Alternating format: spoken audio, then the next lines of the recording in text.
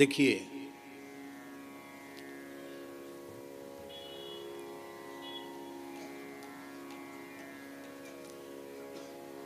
महापुरुषों का, संतों का अनुभव है कि रूप का प्राकट्य नाम से ही होता है और प्रत्येक नाम से रूप का प्राकट्य होता है। राम कहते रघुनाथ जी प्रकट हो गए, कृष्ण कहते श्री कृष्ण प्रकट हो गए, नारायण कहते नारायण प्रकट हो गए। 24वीं चतुर्युगी के त्रेता में एक बार कौशल्या राम जी को प्रकट करती है। 28वीं चतुर्युगी के द्वापर में एक बार यशोदा देवकी श्री कृष्ण को प्रकट करती है। पर नाम जापक जितनी बार राम नाम का उच्चारण करता है, कृष्ण नाम का उच्चारण करता है, उतनी बार उसकी जिह्वा कौशल्या यशोदा देवकी बनकर राम कृष्ण को प्रकट कर देती है।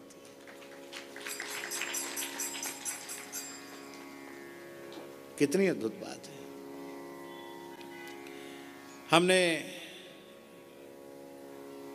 पूज्य श्री रामानुज प्रपन्नाचार्य गुरु जी की स्मृति में उत्सव हुआ था, उसमें भी निवेदन किया था, आज फिर निवेदन कर रहे हैं। नाम को आप प्राकृत मानते हैं कि अप्राकृत? क्या मानते हैं? अप्राकृत। सच्चिदानंद स्वरूप है नाम, अप्राकृत है। और जिस देहेंद्रियादि के द्वारा हम नाम का उच्चारण करते हैं वो अप्राकृत है कि प्राकृत? प्राकृत है। तो प्राकृत जिह्वा, तालु, ओष्ठ आदि में, देहेंद्रियादि में इतनी सामर्थ्य कहां है कि वह दिव्य अप्राकृत सच्चिदानंदमय नाम को प्रकट कर सके?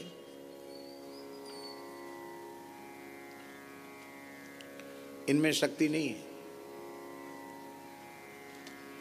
इसलिए वस्तुतः देहेंद्रियादि से नाम प्रकट नहीं हो रहा है, ये हरिगुरु संतों की अहेतु की कृपा से प्रकट हो रहा है।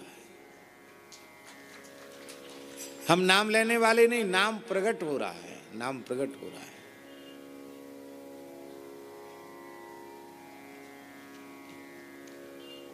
और यह दिव्य अप्राकृत सच्चिदानंदमय नाम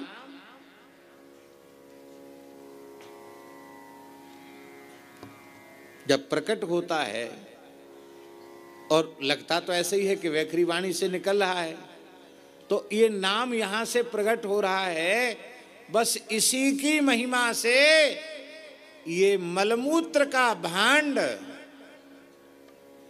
जिसके हर छिद्र से मल निकल रहा है, ऐसा दुर्गंधित यह शरीर, नाशवान यह शरीर नाम का आश्रय लेने से इतना पवित्र हो जाता है, इतना दिव्य हो जाता है कि कितने नामाश्रय जीव सदैव वैकुंठ गए हैं।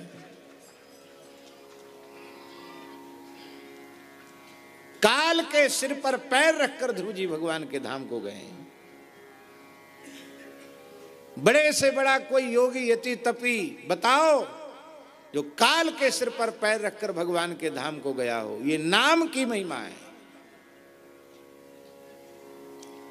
ध्रुव सगलानी जपेऊ हरि नाम, ध्रुव सगलानी जपेऊ हरि नाम, पावा अचल अनुपम ठाम, पावा अचल अनुपम ठाम।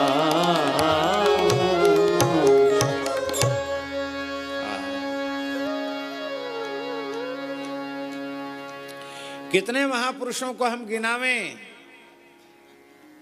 देह तो उनका भी प्राकृत ही था, पर नाम की महिमा से वह प्राकृत देह भी दिव्य हो गया, चिन्मय हो गया। परवर्ती काल में महाराष्ट्र की धरती पर प्रकट जगत गुरु श्री तुकाराम महाराज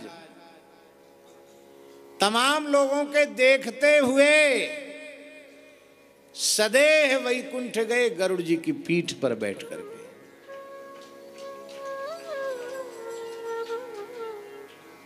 आज भी जिस तिथि पर तुकाराम महाराज ने वैकुंठ गमन किया है, जब वो समय आता है, वो वृक्ष अभी भी है जिस पर गरुड़ जी उतरे थे।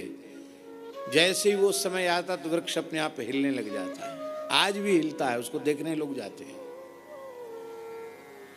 माने आज भी वह वृक्ष स्पंदित होता है और यह अनुभव करता है कि उस क्षण में, उस क्षण की साक्षी देता है वो वृक्ष।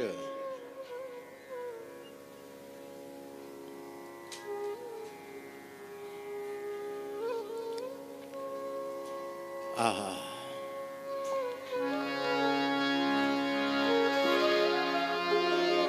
इसी कलिकाल में श्री मीराबाई सदेह श्री द्वारकाधीश जी के श्रीअंग में प्रविष्ट हो गए। देह तो प्राकृत था, कैसे चली गई? ये नाम की महिमा। श्री चैतन्य महाप्रभु तो स्वयं राधा कृष्ण मिलित तनु हैं, नित्य गोलोक विहारी मुरली मनोहर श्री कृष्ण ही हैं। लेकिन हम लोगों को समझाने सिखाने के लिए कि देखो हरिनाम की कितनी महिमा है, सदेह श्रीमन महाप्रभु जी जगन्नाथ जी में प्रविष्ट हो गए। यह हम लोगों को सिखाने के लिए नाम की महिमा है।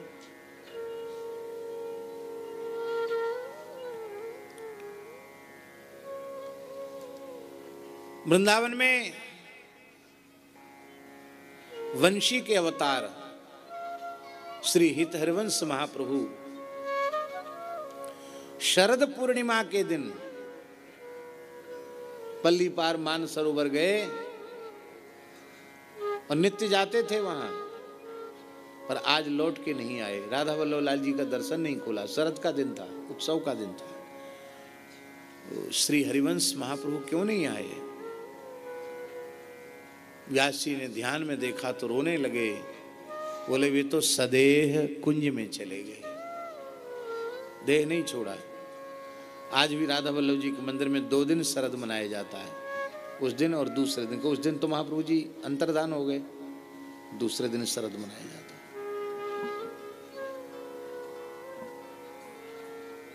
श्री सेवक जी महाराज और श्री ध्रुवदास जी महाराज दोनों बड़े रास मंडल पर वृक्ष में प्रविष्ट हो गए। वो वृक्ष एक पीपल का, एक वट का आज भी है, जिनमें श्री सेवक जी और श्री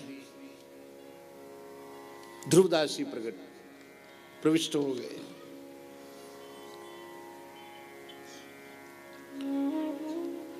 जी जी, विदित बात जग जानिए हरि भये सहायक सेन के, सेन जी सदेह वैकुंठ गए।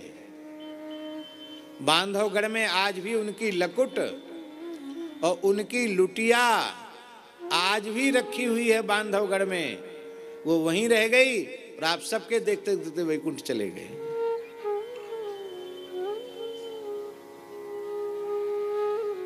चारण कुल में उत्पन्न श्री ईश्वरदास जी महाराज, जिनका अद्भुत ग्रंथ है हरिरस, आपने स्नान किया, तिलक स्वरूप धारण किया, श्रृंगार किया अपना, और घोड़े पर बैठे, पाग बांधी और घोड़े से कहा चलो ठाकुर जी के पास। लोगों के देखते देखते आपने द्वारिका में समुद्र में घोड़े को कुदा दिया, पर घोड़े सहित आप भगवान के वैकुंठ पहुंच गए। अरे भक्त सदेह चला जाए आश्चर्य नहीं, घोड़ा पशु योनि में पड़ा हुआ जीव एक महान भक्त के संपर्क से वो भी भगवत धाम का अधिकारी हो गया।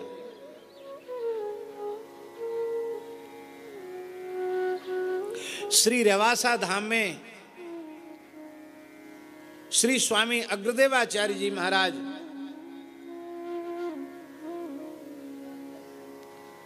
सदेह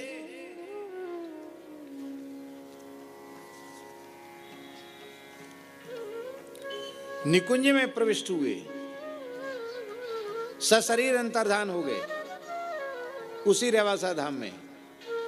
उनके बाद गद्दी पर श्री विनोदाचार्य जी विराजमान हुए, श्री विनोद अली जी। पौने 200 वर्ष तक गद्दी पर विराजे हो, इतने दीर्घजीवी थे वो। वे सदेह निकुंज चले गए। तीसरे आचार्य श्री ध्यानदास जी महाराज हुए, वो भी सदेह भगवान की सन्निधि में चले गए। और चौथे आचार्य श्री चरणदास जी महाराज, वो भी सदेह चले गए।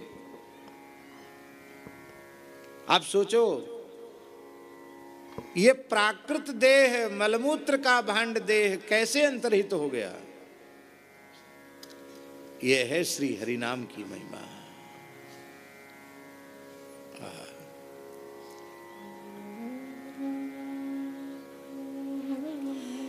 इसलिए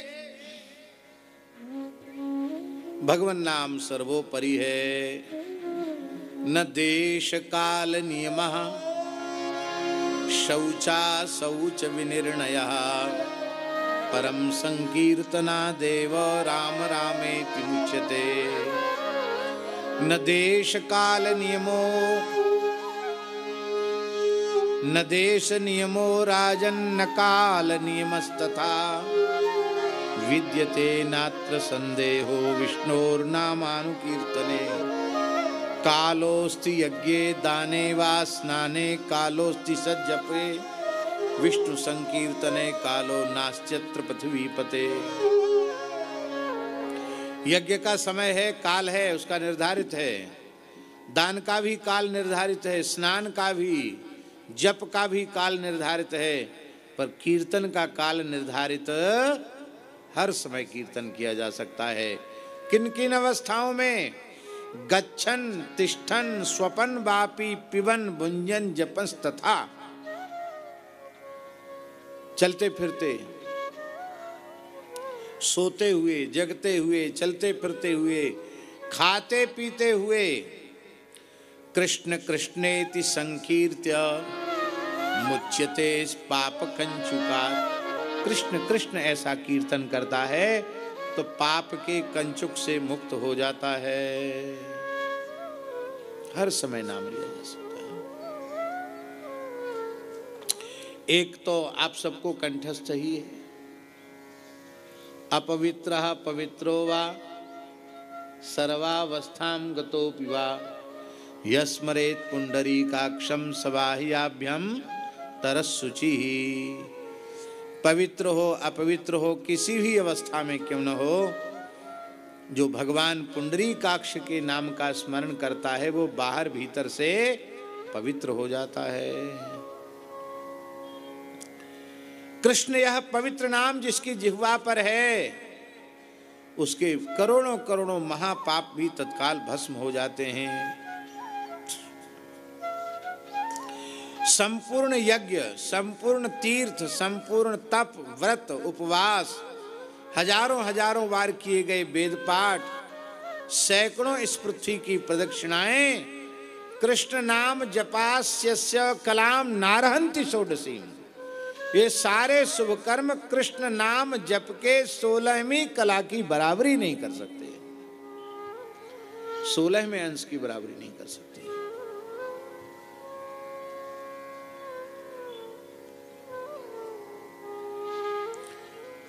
आश्चर्य में, भय में, शोक में, चोट लगने पर किसी भी बहाने से भगवान के नाम का उच्चारण करने वाले जीव परम गति को प्राप्त होते हैं।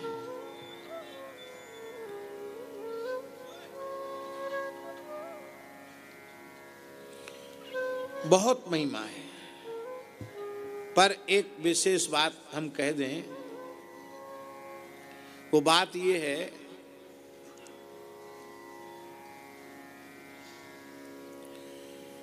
कि मृत्यु के क्षण में नाम किसकी जिह्वा पर आता है? मृत्यु के क्षण में किसकी जिह्वा पर भगवान नाम आता है?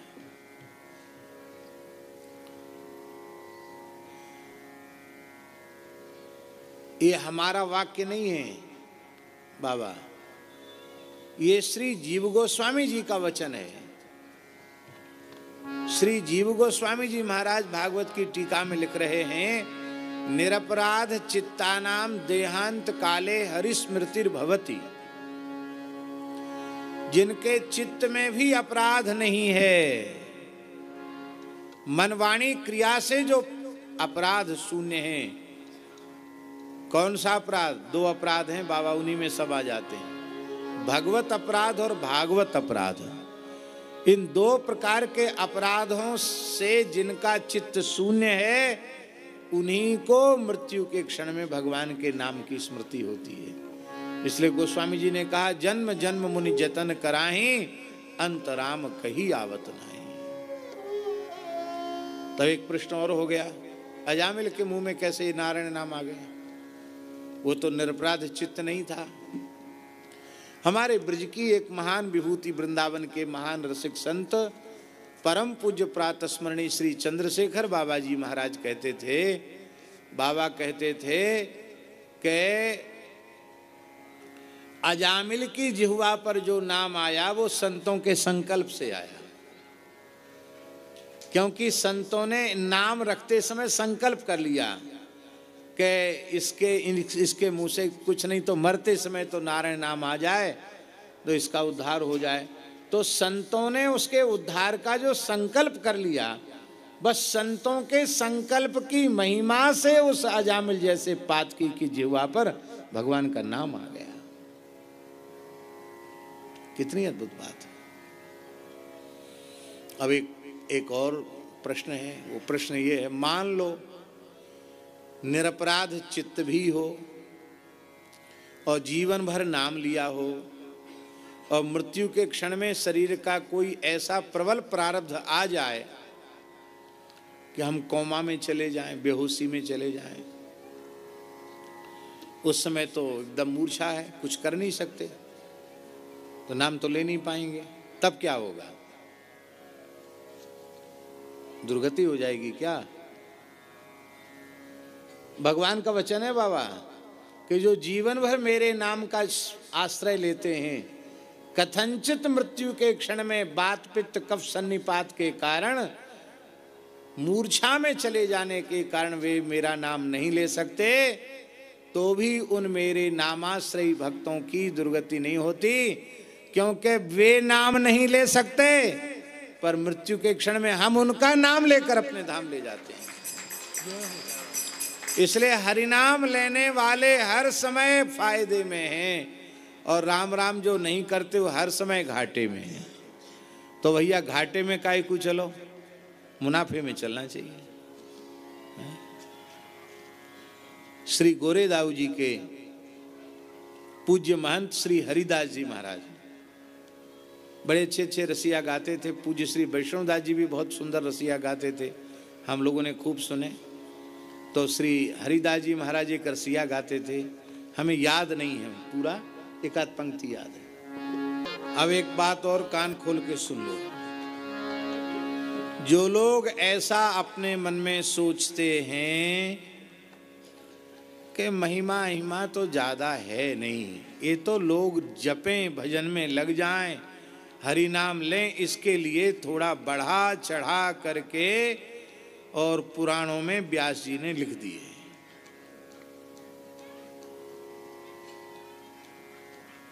इसका नाम है नाम में अर्थवाद की कल्पना करना। नाम महात्म्य में अर्थवाद नहीं करना चाहिए। कितनी महिमा है नहीं, ये तो बढ़ा चढ़ा के कह दिया कि जिसमें लोग हरि नाम ले, ऐसा नहीं है। सच्ची बात यह है कि वेदादि शास्त्रों में महा महा महिमामय भगवान नाम की जितनी महिमा कही गई है वह तो बहुत थोड़ी है, बहुत थोड़ी है, बहुत थोड़ी है। इससे भी अनंत अनंत अनंत गुणित भगवान नाम का महात्म्य है। इससे आगे और क्या होगा? कहूं कहां लगी नाम बड़ाई, राम न सकहीं नाम गुण गाई। फिर कौन वर्णन करेगा? किसकी वर्णन करने की सामर्थ्य? किसी की सामर्थ्य नहीं। बोलो भक्त वत्सल भगवान की जय। इसलिए हरि का भजन करो, हरि है हमारा। हरि का सभी गाइए। भजन करो, हरि है हमारा। हरि का भजन करो, हरि है हमारा। हरि का भजन करो, हरि है हमारा। हरि का भजन करो, हरि है हमारा। हरि का भजन करो, हरि है हमारा। हरि के भजन दीन, हरि के भजन बिन, हरि के भजन बिन, हरि के भजन बिन, कोई ना सहारा। कोई ना सहारा। हरि का भजन करो, हरि है हमारा। हरि का भजन करो, हरि है हमारा। हरि नाम से तेरा काम बनेगा। हरि नाम से तेरा काम बनेगा।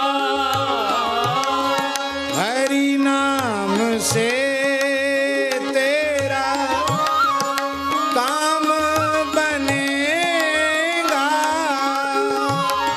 हरि